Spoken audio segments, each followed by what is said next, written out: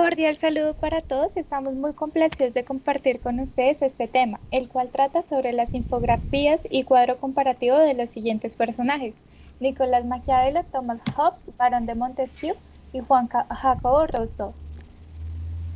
El grupo está conformado por Valentina Botero, Buenas tardes. Andrés Felipe Lemus, Buenas tardes. Nicolás Herrera Buenas tardes. y quien les habla, Laura Aldán.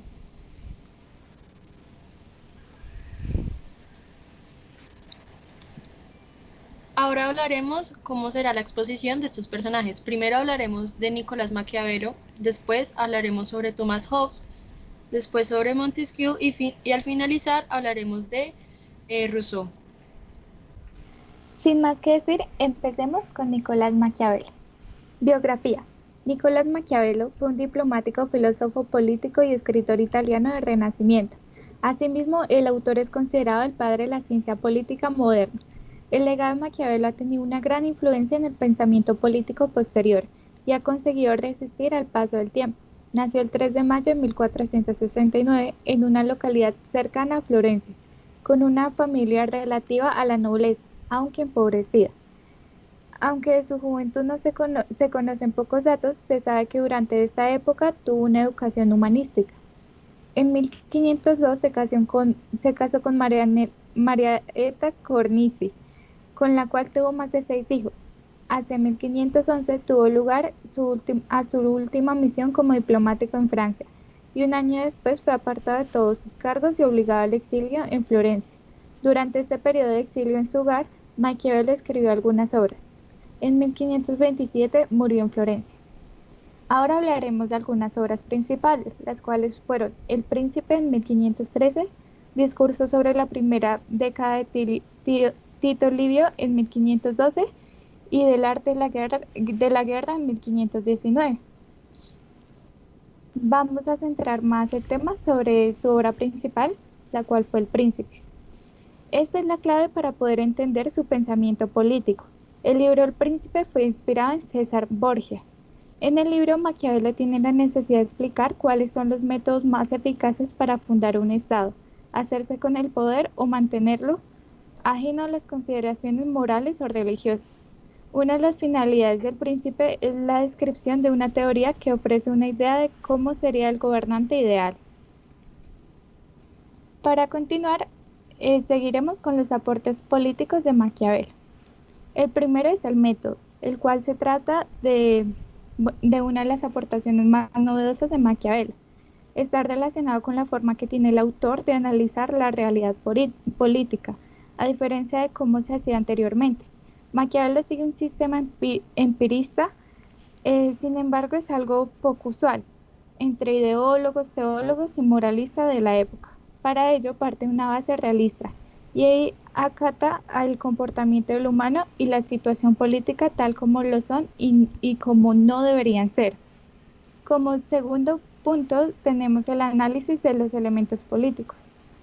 Puso de manifiesto los elementos políticos que debían someterse a estudio. Con ello el filósofo trató de describir una forma de estado estable y permanente. Asimismo plasmó las instrucciones necesarias para obtener el poder y conservarlo. Como tercero tenemos el análisis del comportamiento de los líderes.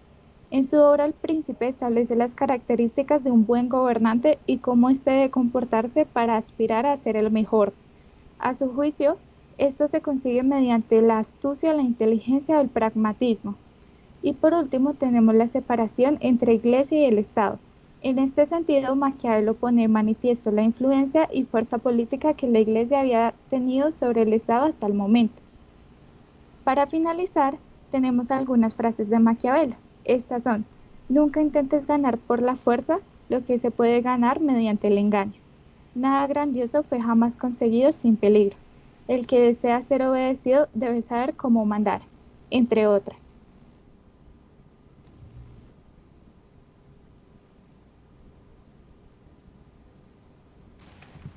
Ahora continuaremos con Thomas Hobbes. Primero hablaremos sobre su biografía. Thomas Hobbes nació en Westport en 1588 y murió en Hartwell Hall en 1779 a sus 91 años. Fue un filósofo inglés que estudió en Magdalen Hall de Oxford y en 1608 entró al servicio de la familia Cavendish como preceptor de uno de sus hijos, a quien acompañó en sus viajes por Francia e Italia entre 1608 y 1610. A la muerte de su primer alumno en 1628, regresó de nuevo a Francia. En dicho país permaneció en 1631, cuando los Cavendish lo volvieron a solicitar una vez más. En 1634 acompañó a su nuevo alumno, un hijo de los Cavendish. Realizó otro viaje al continente y en esta ocasión aprovechó para entrevistar a diferentes personajes importantes como fueron Galileo, René Descartes y Pierre Gassendi. La inminente guerra civil lo llevó a abandonar su patria e instalarse en París. Durante este tiempo empezó a circular sus manuscritos que escribió durante después de estos años, llamados El elemento de la ley natural y política. En 1651 abandonó Francia y regresó a Inglaterra, llevándose consigo el manuscrito del Leviatán, que sin duda alguna es su obra más conocida. Ahora pues mencionando un poco de sus obras, hablaremos un poco de sus obras principales. La primera fue The Sieve, publicada en 1642. La segunda fue Elementos de la ley natural y política, publicada en 1650. Leviatán, publicada en 1651. Tratado sobre el cuerpo, publicada en 1655. Y Behemoth, publicada en 1681. En este caso nos centraremos en su obra más reconocida, la cual fue Leviatán. Básicamente, Leviatán es la obra más importante de Thomas Hobbes. En esta se analiza la naturaleza del ser humano y recalca que como ser social necesita un poder superior que lo dirija, el cual denomina como un Estado. Este escrito parte de una idea clara y que es que los individuos que poseen un gran pensamiento e intelecto son capaces de modificar la naturaleza, de distinguir entre el bien y el mal y desarrollar el lenguaje. Una de las comparaciones que realiza en su libro es que el hombre es como un lobo para los demás hombres. Por ende, necesita un poder superior que lo dirija y gobierne, que coarte parte de su libertad, a cambio pues de una seguridad, y este es la obra hasta lo que se le denomina como el Leviatán, un monstruo sacado de la Biblia que posee un inmenso poder, al cual define como nadie hay tan osado que lo despierte. De su grandeza tiene un temor los fuertes. No hay sobre la tierra quien se le parezca. Animal hecho extento de temor. Menosprecia toda cosa alta, es el rey soberano de todos los soberbios. Una vez entendido pues lo que quiere decir Leviatán, podremos hablar un poco de la filosofía que manejaba Hobbes. Los contactos que Hobbes tuvo con científicos de su época fueron decisivos para la formación de sus ideas filosóficas. Le llevaron a fundir su preocupación por los problemas políticos y sociales. Su pensamiento político pretende ser como una aplicación de las leyes de campo, tanto de la forma moral y de la forma política. Para poder construir una sociedad es necesario que cada individuo renuncie a una parte de sus deseos y llegue a un acuerdo mutuo con los demás. Se trata de establecer un contrato social, de transferir los derechos que el hombre posee naturalmente a un soberano dotado de derechos ilimitados. Este se le denominará como monarca absoluto, cuya soberanía no reside en el derecho divino, sino en los derechos transferidos. Será el único en hacer respetar el contrato social y garantizar el orden y la paz, ejerciendo un monopolio de violencia que desaparecería de este modo de la relación entre todos los individuos. Bueno, continuamos con Charles Louis de Secondat, más conocido como el Barón de Montesquieu. Hablaremos un poco de su biografía. Charles Louis, más conocido como Barón de Montesquieu, nació en París en 1689. Es un pensador francés perteneciente a una familia de nobleza de toga. Montesquieu continuó la tradición familiar al estudiar Derecho y hacerse consejero del Parlamento de Burdeos, que lideró de 1716 a 1727. Este vendió el cargo y se dedicó durante 4 años a viajar por Europa, observando las instituciones y costumbres de cada país. Montesquieu se sentía interesado por el modelo político británico, en cuyas virtudes halló argumentos adicionales para criticar la monarquía absoluta que reinaba en la Francia de su tiempo. Montesquieu cursó también estudios en la Escuela de Oratoria de Yuil, lo que sin duda contribuyó a sentar las bases de sus habilidades estilísticas y la excelente calidad literaria de sus obras, reflejada en trabajos como Consideraciones sobre la grandeza y la decadencia de los romanos, escrita de 1731 a 1733. Esta crítica sarcástica a las costumbres de la sociedad occidental y la corte francesa contada desde los ojos orientales de sus protagonistas, titulada Cartas Persas, publicada en 1721, que le valió el ingreso a la Academia Francesa, y las mundialmente reconocidas El espíritu de las leyes y La defensa de El espíritu de las leyes. Entre sus obras más destacadas tenemos a Cartas Persas, publicada en 1721, y El espíritu de las leyes. Vamos a hablar acerca del espíritu de las leyes, en que trata básicamente este libro, que fue publicado en 1748. Este libro es la descripción de las diversas formas de gobierno que se ven influidas por las idiosincrasias de los grupos que le integran, los cuales a su vez están condicionadas por factores externos de carácter geográfico o histórico que además son responsables a la hora de definir la naturaleza de las leyes que rigen dicha sociedad. Entre todo esto vamos a ver en qué consistía la filosofía de Montesquieu.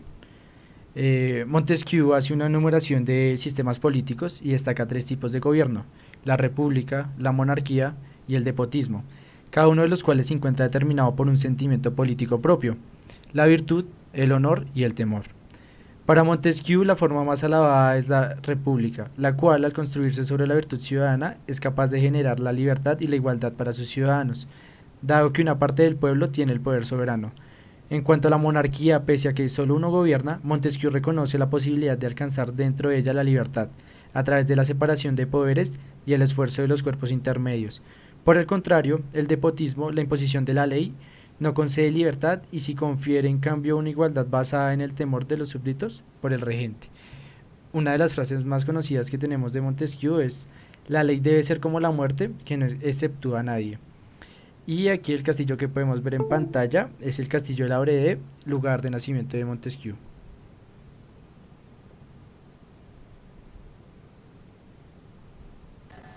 Ahora continuaremos con Juan Jacob Rousseau. Su bibliografía. Nació en Ginebra en el año 1712, su madre murió a los 9 días después de haber dado a luz a Jean, creció con sus tíos paternos y los consideraba casi como sus segundos padres. Su padre era un relojero ilustrado. De él fue de donde aprendió ese amor por la lectura y esa admiración por el gobierno de la República de Ginebra. A sus 16 años empezó a vagabundear hasta que se aferró al catolicismo, religión que después criticaría. Allí conoció a la mujer que consideraría como su madre y después su amante, Madame de Warnes. Ella lo educó y le consiguió innumerables trabajos debido a su posición política, como periodista, secretario, preceptor, etc. En 1743 publica su disertación sobre la música moderna, donde critica la música francesa. En 1750 gana un concurso de disertaciones sobre la siguiente cuestión: si el restablecimiento de las ciencias y las artes ha contribuido a mejorar las costumbres. Rousseau ganó con su Discours sur les sciences et les arts, respondiendo que no, pues las artes y las ciencias a su juicio suponen una decadencia cultural. Rousseau tuvo que cambiarse su nombre a Jean-Jacques Rousseau debido a que fue expulsado de Francia debido a sus fuertes ideologías, pero después fue aceptado en Francia, pero pues que ya no diera sus opiniones tan abiertamente. Sufrió de críticas durante muchos años por parte de Voltaire, otro ilustrador de aquella época, quien dijo que él se valía de la sensibilidad y la hipocresía para prosperar. Jean murió en 1778 debido a un paro cardíaco. Su opinión del arte. Fue uno de los íconos más representativos de la Ilustración, junto con Voltaire, que ya mencionamos anteriormente. Pero se ganó la enemistad de sus demás colegas ilustradores, ya que consideraba que el progreso de las artes y las ciencias no se esclavizaban. Su perspectiva del hombre y la sociedad. Contradecía a Hobbes, quien decía que el hombre era malo por naturaleza y que la civilización era lo único que lo adiestraba. En cambio, Jean tenía una visión del buen salvaje. El hombre es bueno por naturaleza y solo la civilización es quien lo corrompe. Él creía que el hombre natural se guiaba por dos sentimientos, el amor a sí mismo y la compasión. Él cree que el hombre histórico es corrompido, el hombre actual. Considera que éste tiene pensamientos hipócritas e individualistas. Él creía que esta corrupción del hombre se debía a la aparición de la propiedad privada. En el estado de naturaleza, todos los hombres son iguales y lo poseen todo en común.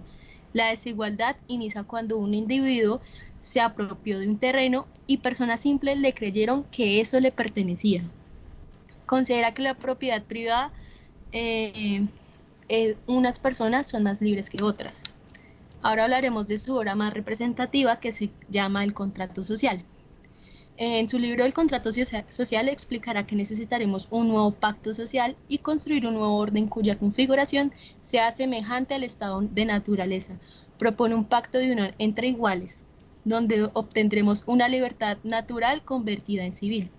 El soberano ya no será un individuo, sino un colectivo. Rousseau creía que la obediencia a la voluntad general es la libertad. Una voluntad general no es por mayoría, sino por contenido. Ahora continuaremos con nuestro cuadro comparativo.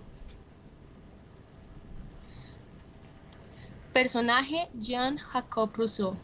Postura filosófica. La filosofía de Rousseau está centrada en que el hombre es bueno por naturaleza, pero la sociedad, junto con la propiedad privada, son las encargadas de corromperlo. Para Nicolás de Maquiavelo, su postura filosófica defiende una república con ciudadanos libres e iguales. Asimismo, la república alza como el sistema político ideal, ya que es el único que garantiza el bien común y conduce a la igualdad. Montesquieu. La filosofía de Montesquieu es patente en rasgos como la tolerancia religiosa, la aspiración de libertad y su concepto de la felicidad en el sentido cívico. Thomas Hobbes. La filosofía propuesta por Thomas Hobbes está basada en el que el hombre necesita un gobernante por el mero hecho de que es un ser social. Visión de sociedad de Jean-Jacques Rousseau. Rousseau veía la sociedad como una existencia condenada, donde el hombre natural se corrompía y eventualmente se volvía el hombre histórico. Además, él creía que la sociedad estaba forjada por leyes creadas por los poderosos y que no tenía su fin claro, que era buscar el bien común. Para Maquiavelo, el cual consideraba que la sociedad era una dualidad que se debate entre su condición humana y su condición animal. Es capaz de hazañas, logros y luchas, pero al alcanzar toma el camino del egoísmo y del instinto. He aquí la palabra clave: instinto. La naturaleza humana es predominantemente instintiva. Para Montesquieu, que definía la libertad en su relación con la ley, pero también el Estado, entendido como una sociedad donde existen leyes, sabiendo que Montesquieu definía la libertad como la obediencia hacia las leyes. El análisis de la visión social de Hobbes partirá desde la consideración de que la sociedad está compuesta por una multitud de seres individuales conducidos por un deseo en común, intentando explicar cómo se produce la transición de este individualismo automatista a la construcción de un cuerpo social artificial o estado de carácter absolutista. Visión política de Rousseau. Rousseau con sus obras promovía la democracia y funda el pensamiento crítico. Además, criticaba constantemente la monarquía, incomodando a los aristócratas, terratenientes y nobles. Además, me gustaría agregar otro aspecto de aquel entonces, que era muy ligado, era la religión, ya que la política y la religión están muy ligados. Rousseau creía que el cristianismo padece de un defecto común: ninguna tiene a la utilidad pública. De esta premisa, Rousseau formulará la necesidad de una religión civil en la que se promueve el amor. Los dogmas de este credo solo se interesará en el Estado, en cuanto estén relacionados con la moral y los deberes que tienen con los demás. Maquiavelo expuso su visión política mediante los discursos, en el cual decía que se declaraba partidario de la República, partiendo del supuesto de que toda comunidad tiene dos espíritus contrapuestos. El primero, que es el pueblo, y el segundo, el de los grandes, el que quieren gobernar al pueblo, los cuales casi siempre están en conflicto. En cuanto a Montesquieu, que considera primordial la separación de los poderes, también dice que hay necesidad de separar el poder ejecutivo del poder legislativo y también piensa que es preciso separar el poder judicial. Tradicionalmente se ha considerado que la obra política de Hobbes como la fundamentación teórica del absolutismo, ya que menciona un monarca absoluto, cuya soberanía no reside en el derecho divino, sino en el derecho transferido. Sería el único capaz de hacer respetar un contrato social y garantizar la orden y la paz, ejerciendo pues un monopolio de violencia que desaparecería de este modo de la relación entre los individuos. Obras más representativas de Rousseau: El origen de las desigualdades entre los hombres, El contrato social, que es su obra más representativa, que ya hablamos previamente esta obra, El Emilio, La nueva Eloísa y Confesiones, donde en el libro de Confesiones él cuenta que él tuvo muchísimos hijos y los abandonaba porque él creía que no era capaz de darles una buena ideología política a sus hijos, ya que él se vio muy influenciado por su padre.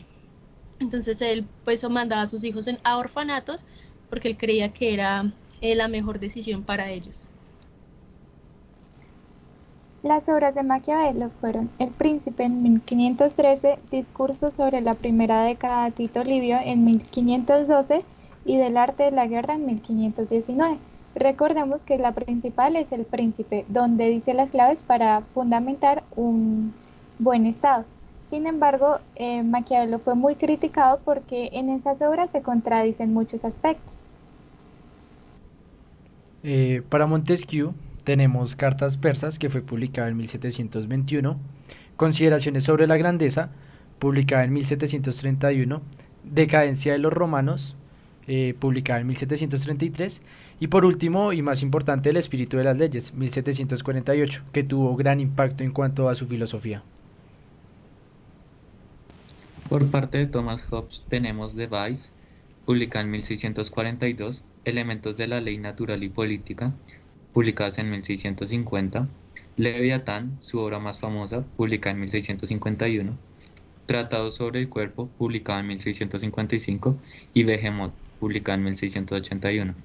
Recordemos que la más famosa fue Leviatán, ya que en esta transmite muy bien sus pensamientos y da a conocer su filosofía, de la misma manera que explica cómo esta es una forma de gobierno adecuada para la sociedad.